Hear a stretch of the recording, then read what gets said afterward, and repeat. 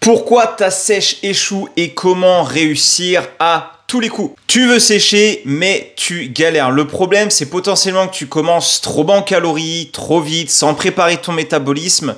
Résultat, fatigue, stagnation et frustration et effet rebond. Tu reprends le poids que tu as perdu. Allez, bienvenue dans cette vidéo. Je reprends tout juste les vidéos YouTube. J'ai décidé de relancer ma chaîne YouTube pour t'aider en tant qu'homme actif, papa, entrepreneur qui a 40 et plus à pouvoir perdre du gras et te sculpter un physique d'Apollon que tu kiffes mettre quand tu mets une chemise avec la petite chemise cintrée ou sur la plage ou tout simplement pour enfin être fier de ton physique et vivre en bonne santé. Alors comme tu l'as compris dans cette nouvelle vidéo YouTube, ça va être d'aller à l'essentiel. Je vais essayer de te partager ce qu'il y a de plus important à faire selon moi aujourd'hui si tu as un pourcentage de masse grasse qui est élevé et que tu souhaites avoir des muscles plutôt secs, dessinés et que tu as envie tout simplement de mettre en place des actions. Ok, le but c'est qu'à la fin de cette vidéo YouTube, tu puisses mettre en place des actions ultra simple et selon moi, je vais te partager comment tu peux faire. Alors, il y a une chose qui est essentielle, c'est que très souvent, on se dit, ok, je veux perdre du gras, je veux sécher. Bon, sécher, on est plus sur un niveau type bodybuilding. Si tu cherches pas du bodybuilding, mais que tu cherches plutôt à maintenir une vie sociale, ta vie pro, ta vie de famille, mais quand même obtenir des résultats conséquents, et tu vas voir qu'il y a des indicateurs. Selon moi, il y a 3 indicateurs que je vais te partager absolument à la fin de cette vidéo qui vont être game changer pour toi. Ok, donc surtout, reste bien jusqu'à la fin de cette vidéo pour connaître ces 3 indicateurs. Donc, la solution, selon moi, dès le départ, ça va être de préparer ton métabolisme. Avant de commencer à se dire, je vais baisser les calories, etc.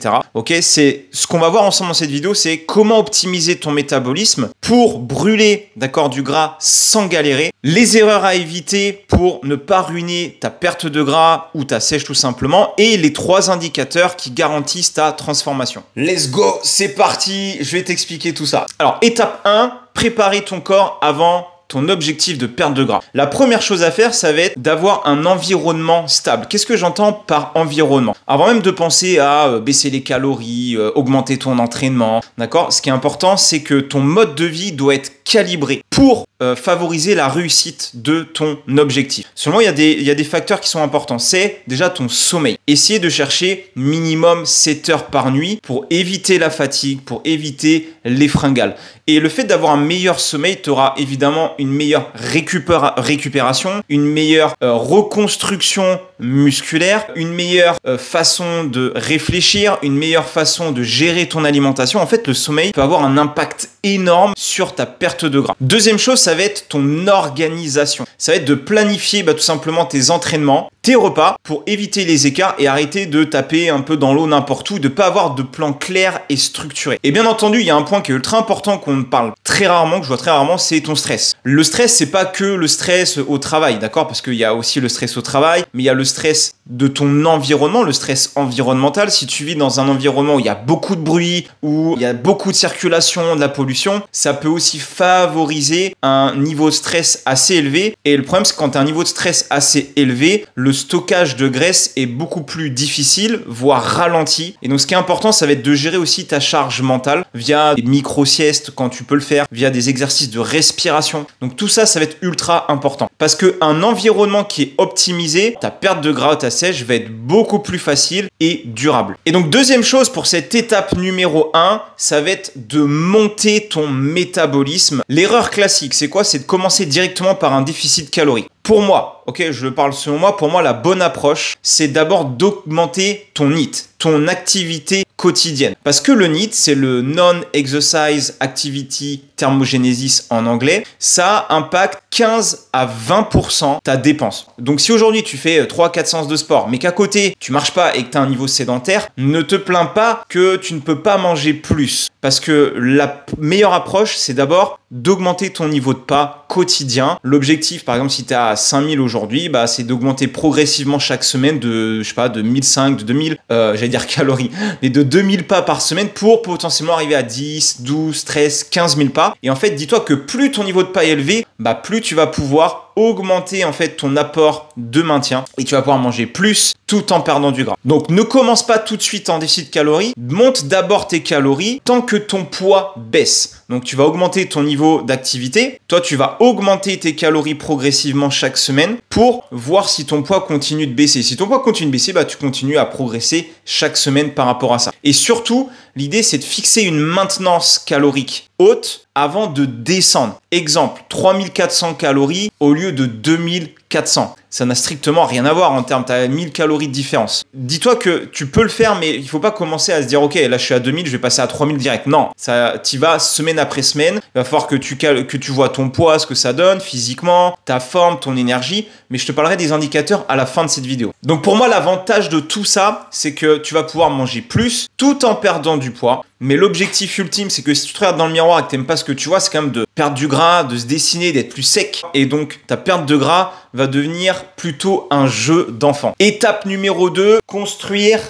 une perte de gras efficace et durable. En 1, ça va être d'augmenter ton niveau d'activité progressivement. Donc, si tu es loin des 15 000 pas par jour, ajoute 45 minutes de marche le week-end pour compenser. Adapte vraiment ta perte de gras à ton mode de vie, surtout pas l'inverse. Souvent, c'est l'erreur qu'on fait, c'est qu'on veut s'adapter à tout. Alors parfois oui, mais il faut que tu adaptes aussi tout ça à ton quotidien. Parce que le problème, c'est que si tu commences à te mettre des bâtons dans les roues dès le début, mais c'est normal que tu abandonnes et que tu n'arrives pas à tenir sur du long terme. Deuxième chose pour cette étape numéro 2, c'est ne pas négliger la nutrition. Ok, parce que tu vas me dire, ouais, super, David, il m'a dit, je vais marcher 10-15 000 pas, je vais pouvoir sécher de ouf. Mais n'oublie pas qu'il n'y a pas que ça derrière. Il y a plusieurs données. Marcher 10, 15, 20 000 pas par jour, ça sert à rien si ton alimentation, elle est chaotique. Enfin, ça sert à rien. Par rapport à l'objectif de sèche de perte de gras, on est bien d'accord. Maintenant, ça va dépendre, comme je l'ai dit, de quel niveau tu as envie d'atteindre et surtout, c'est quoi ton quotidien autour. Si tu peux potentiellement faire que 10-15 000, c'est déjà 10-15 000. Après, évidemment, l'alimentation sera un peu différente. Maintenant, si tu n'en fais que 5, ça va être très compliqué de pouvoir manger plus tout en perdant du gras. Ok, c'est souvent là que ça bloque. Donc ça, c'est ultra important. Ensuite, ça va être de manger des aliments qualité. 80% du temps, des aliments entiers, bruts, sains. Je ferai une autre vidéo là-dessus un petit peu pour vous parler de comment moi je mange, des listes d'aliments, mon quotidien. Si ça vous intéresse, n'hésitez pas à me dire dans les commentaires que je vous partage peut-être une journée globale dans mon assiette, si ça peut vous aider. Mais surtout, donc des aliments de qualité pour favoriser une meilleure répartition de la graisse corporelle et limiter, voire réguler les aliments ultra transformés à moins de, je dirais, 15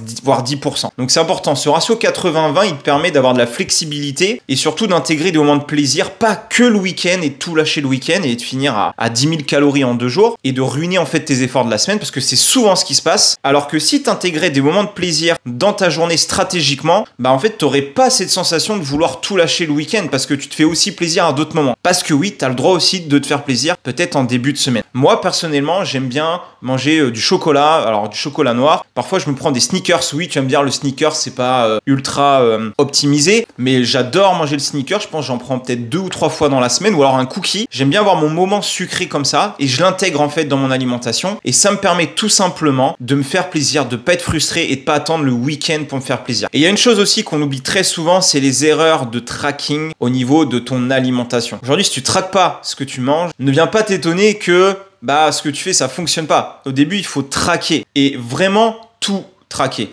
Mais ça, je vais y venir juste après. Étape 4, selon moi, c'est évite les erreurs de comptage qui ruinent ta perte de gras. Pour moi, j'ai relevé 5 erreurs de tracking qui t'empêchent de sécher. Bon, déjà, si tu traques pas, tu sais qu'il va falloir s'y mettre. Un minimum. Je te dis pas de le faire toute ta vie, mais au moins déjà, tu traques ce que tu fais là actuellement et tu auras déjà une idée claire de où t'en es. Et après, c'est beaucoup plus facile de l'ajuster et d'avoir conscience de ce que tu manges. Erreur numéro 1, c'est de ne pas peser tous les aliments. Tu pèses peut-être ton riz, pas ton beurre, ni tes sauces. C'est une grosse erreur parce qu'en fait, le problème, c'est que tous ces aliments que tu mets en plus, même l'huile que tu mets, même le petit bout de pain que tu manges pendant que tu goûtes, tout ça, ça fait des calories qui s'ajoutent à la fin de la journée et qui font qu'en fait, au lieu d'être à 2500 pour perdre du gras, t'es à 3000. Tu vois ce que je veux dire? Et tout ça, ça fait une grande différence. Donc, au départ, pèse tout, même les petites quantités, même quand tu mets, par exemple, si tu veux prendre, je sais pas, de la pâte à tartiner chocolat sur un pancake, tu prends une cuillère à café, tu le mets dessus, tu vois combien ça fait? Ça va potentiellement faire 10 grammes. Sauf que si avant, tu ne le faisais pas, que tu mettais une dizaine de cuillères,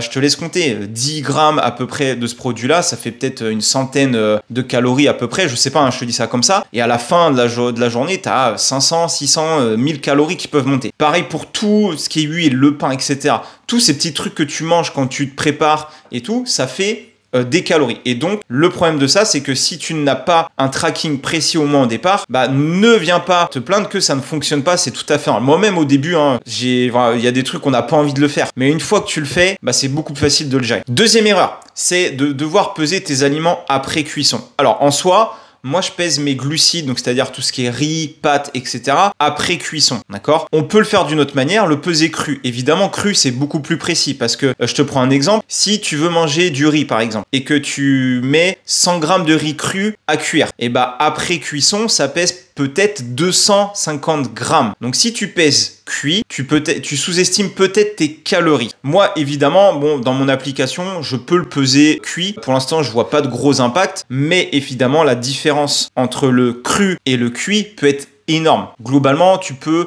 multiplier par 2,5, ça te donne la quantité. Si tu as mis 100 grammes à cuire, tu as environ 250. Mais si tu es précis, tu sais que tu as mis 100 grammes et terminé. Moi, personnellement, dans mon application, bah, je mets 300 grammes de pâtes ou de riz cuit, boum, il me met 300 grammes en calories. Ok? Donc voilà, pour ça c'est ultra important. Parce que du coup, la solution, c'est vraiment de penser qu'il faut peser cru. Même ta viande, tu la pèses crue juste avant. Troisième étape, c'est de grignoter sans compter. Ça rejoint un petit peu ce que j'ai dit au départ, c'est 5 grammes d'amandes, tu vois, tu prends 2-3 amandes par-ci, une cuillère de beurre à cacahuètes par-là, donc tu mets un petit bout de banane. Hop, j'ai fait un petit creux de banane. Mais le problème, c'est que tout ça, en fait, c'est des calories cachées. Et je te l'ai dit, à la fin, quand tu fais le compte, tu arrives vite à 2, 3, 400 calories par jour. Donc la solution, c'est vraiment de tout noter, même les petits extras. Et parfois, je te dirais même que si tu as des tendances à grignoter, c'est potentiellement que tu manges peut-être pas assez, que tu n'as pas des repas assez consistants. Et dans ce cas-là, d'avoir des repas plutôt à heure fixe le plus possible. Et autour de ces repas fixes, d'avoir des moments de collation assez conséquentes qui te permettent de te rassasier aussi. Erreur numéro 4 qui peut être très fatale, c'est de mal estimer tes calories au restaurant.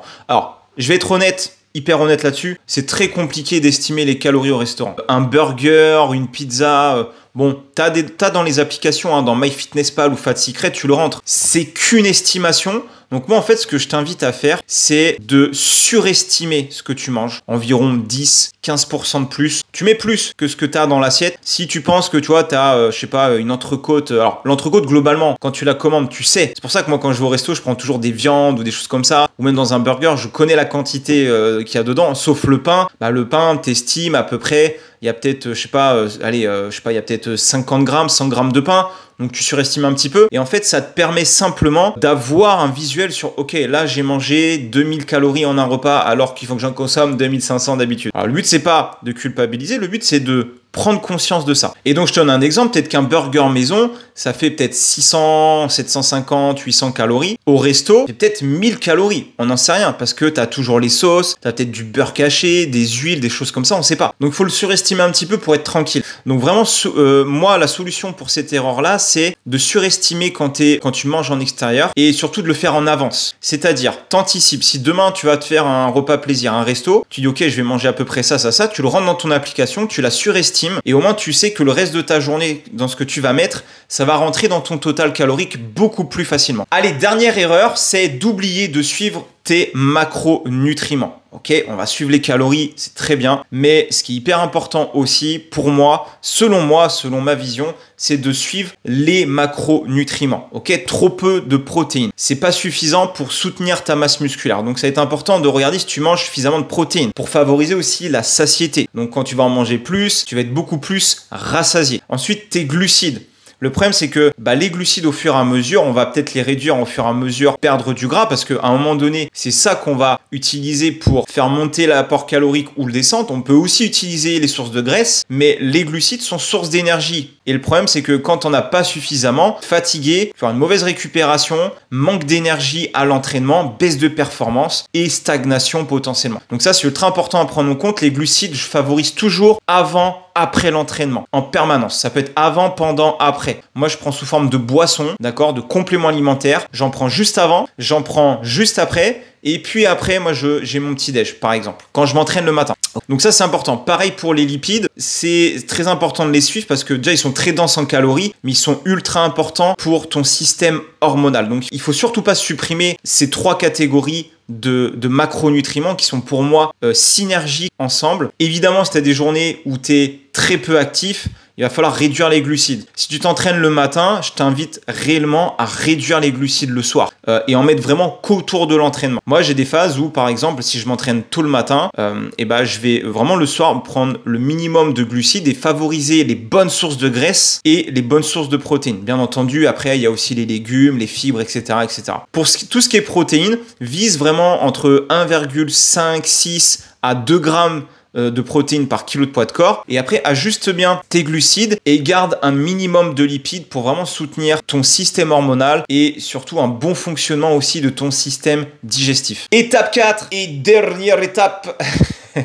c'est de suivre les 3 indicateurs indispensables. Alors, stop aux doutes et aux émotions dans ce que je vais te partager là. Ok, je me sens plus lourd aujourd'hui, j'ai l'impression que je stagne, je vois pas de changement dans le miroir, ah, le poids ça bouge pas, là j'ai repris 500 grammes. Ok, ça c'est des données, c'est super, très bien. Mais avant tout, tout ce qui est ressenti, émotion, doute, c'est pas forcément sur quoi il faut se concentrer. Alors, évidemment, si tu as de la fatigue, une baisse de performance, que tu vois que tu commences à baisser les charges, que tu sens fatigué, ça peut être normal, mais à un moment donné, c'est qu'à un moment donné, dans l'alimentation, il va falloir remonter un petit peu peut-être tes glucides, ou alors revoir un petit peu en termes de volume, d'intensité, de fréquence d'entraînement, de repos. Ok, ça peut voir tous ces aspects-là. Ça va être compliqué de te dire exactement ce qu'il faut, parce qu'il faudrait personnaliser en fonction de ton cas. N'hésite pas à me partager dans les commentaires, toi, quel est ton cas aujourd'hui, comment ça se passe pour toi. Mais concrètement, voilà. Oublie les doutes et les émotions par rapport à ça, ok? Pour moi, il y a des données qui comptent et qui sont ultra importantes, donc si tu veux prendre des notes, c'est le moment. Alors, indicateur numéro 1, ça va être ton poids moyen hebdomadaire. Pourquoi? L'idée, ça va être de te peser 3-4 fois par semaine, à jeun, le matin, en slip, tout nu, tu vas faire pipi caca, d'accord? Très important, ok? Et tu te pèses. On s'en fout, tu regardes pas le poids, tu te pèses, boum, tu te notes sur un carnet ou dans ton application. Ça peut être lundi, mercredi, vendredi, à jeun. Et l'idée après, c'est de calculer la moyenne de la semaine. Si ça ne baisse pas au bout de 2 semaines, alors dans ce cas-là, il y aura un ajustement calorique à faire. Il faudra réduire les glucides, ok? T'as pas besoin d'enlever tout. Tu réduis un peu les glucides et tu vois ce qui se passe les semaines suivantes. Ok? Donc ça pour moi c'est le premier indicateur. Deuxième indicateur, ça va être ton nombre de pas par jour. Comme je t'explique au début de cette vidéo, c'est de suivre avec une application. D'accord? Maintenant les applications de dépenses, les montres, etc. qui te dit j'ai dépensé 1000 calories, c'est pas très précis. Donc je t'invite vraiment pas à te baser là-dessus, mais plutôt à te baser sur le nombre de pas que tu vas faire. C'est beaucoup plus simple. Tu prends ton appli Apple, Fitbit, ce que tu veux, et l'objectif c'est d'augmenter progressivement ton nombre de pas pour augmenter ta dépense calorique. Et évidemment, ça te permettra, comme je l'ai dit, de manger plus et mieux ou de maintenir ce que tu fais actuellement. Donc, si ton poids stagne, tu peux dans ce cas-là aussi monter tes pas avant de réduire les calories. Et c'est ce que je t'ai dit au début, de pré-augmenter ton apport de maintien. On va optimiser en fait un apport de maintien beaucoup plus élevé que ce qu'il est actuellement. En augmentant ton nombre de pas et en gérant quand même déjà ton quotidien, ton environnement, ton niveau de stress, ton sommeil et tout. Et une fois que tu as ça, c'est beaucoup plus intéressant pour ton objectif de perte de gras. Le dernier indicateur que tu vas pouvoir utiliser, c'est ton total calorique quotidien. C'est de suivre ses repas sur les applications qui sont en MyFitnessPal ou FatSecret. Moi, j'utilise FatSecret parce que j'aime bien parce que c'est précis aussi. Tu as tout qui est en grammes. Et ce qu'il y a de bien, c'est qu'avec mes propres coachés, mes élèves en coaching, eh bien, je peux leur demander qu'ils s'abonnent à mon compte à moi. C'est gratuit et je peux voir ce qu'ils mangent. Et ça, c'est super intéressant parce que moi, j'ai une vision à 360 sur qu'est-ce qu'ils mangent vraiment. Et ça peut les aider vraiment à gérer quand je leur fais les feedbacks chaque semaine, à améliorer leur alimentation. Mais surtout, c'est de vérifier la quantité des aliments. Donc attention aux sauces, aux huiles cachées, aux petits trucs grignotage à droite à gauche pendant que tu fais à manger. Je sais que des fois c'est chiant, on n'a pas envie, moi le premier, mais vraiment c'est game changer. Donc tout ça, ça te permet de ne pas sous-estimer ses calories parce qu'un petit écart par jour, ça peut anéantir totalement ta perte de gras. Maintenant, moi ma vision des choses, c'est que tu as fait quelque chose qui n'était pas dans le plan, c'est pas grave, tu reprends le lendemain et c'est ok. Si t'as fait une semaine où t'as un peu lâché, c'est ok, tu reprends la semaine d'après. Ne cherche pas à être non plus enfermé dans il faut absolument à la calorie près, au gramme près de tout. Ok, si tu veux faire une compétition bon là on est sur un autre niveau, mais si tu veux au moins te regarder dans le miroir et aimer ce que tu vois, bah faut aussi se laisser de la flexibilité et du plaisir parce qu'il y a aussi une partie de vie. Mais si tu suis au moins ces 3 indicateurs en moyenne, si tu respectes ces 3 règles, bah ton corps n'aura pas d'autre choix que d'un moyen de sécher et se dessiner. Donc voilà un petit peu ta feuille de route pour enclencher ta perte de gras et ta sèche. Le petit récap rapide, c'est monte ton métabolisme avant de commencer à réduire tes calories, fixe une routine stable et élimine les erreurs qu'on a vues au tout début de cette vidéo et surtout ne laisse aucune place aux erreurs de tracking. Suis les 3 indicateurs que je t'ai donnés et ignore les doutes, les émotions qui te jouent des tours, ton mental qui t'empêche potentiellement d'atteindre ton objectif. Si tu appliques ce que je t'ai dit, tu verras que ta transformation sera inévitable. Ce sera juste une question de temps. Voilà cette fin de vidéo. J'espère que cette vidéo t'a plu. Donc n'hésite pas à t'abonner, à la partager. Et ce que j'aimerais que tu me dises en commentaire, c'est combien tu fais de pas en moyenne par jour. Ok, pour que je puisse te dire, ok, qu'est-ce que moi je te recommanderais par rapport à ton objectif. Maintenant, si tu veux aller encore un peu plus loin et qu'on voit ensemble comment ajuster ces points-là, j'ai créé un challenge de 5 jours spécialement pour les hommes, les papas actifs qui veulent perdre du gras et avoir un physique plus athlétique. Et dans ces 5 jours, je te partage un petit peu plus en détail tout ce qu'on a vu là. Donc si tu veux le faire, le lien, il est en description et je te dis à très vite. Ciao, ciao.